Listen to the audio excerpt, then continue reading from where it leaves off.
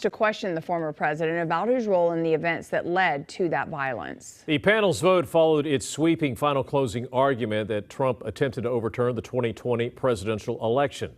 KTLA 5's Chris Wolf joining us live now from the KTLA News Center with today's developments. Chris? That's right, Glenn. Lou, the committee chairman insists this is not partisan politics.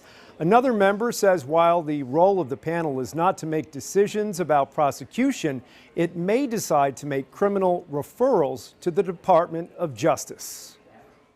I am offering this resolution that the committee direct the chairman to issue a subpoena for relevant documents and testimony under oath from Donald John Trump. The clerk will report the vote. Mr. Chairman, on this vote, there are 9 ayes and 0 noes.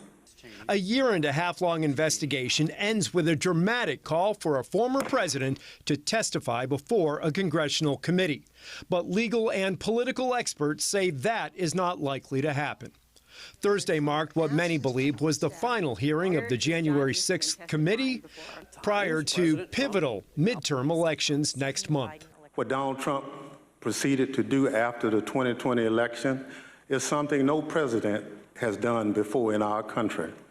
In a staggering betrayal of his oath, Donald Trump attempted a plan that led to an attack on a pillar of our democracy. The panel was focusing on the mindset of then-President Donald Trump in the days and weeks leading up to the 2020 presidential election and the period leading up to January 6th when Congress was certifying the election results.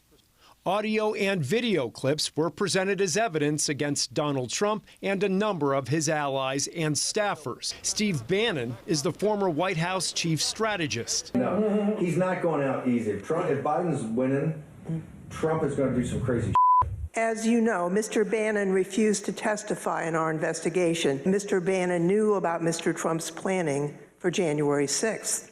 Here's what Bannon said on January 5th. All hell is going to break loose tomorrow. It's all converging, and now we're on, as they say, the point of attack, right? The point of attack tomorrow. I'll tell you this. It's not going to happen like you think it's going to happen, okay? It's going to be quite extraordinarily different. And all I can say is strap in. Another takeaway from today's hearing. Secret Service agents were aware much earlier than previously reported that many of Trump's supporters were plotting violence and planning to come armed on January 6th. A spokesman for the former president says Mr. Trump will not be intimidated by the committee. Live in the News Center, I'm Chris Wolf, KTLA 5 News.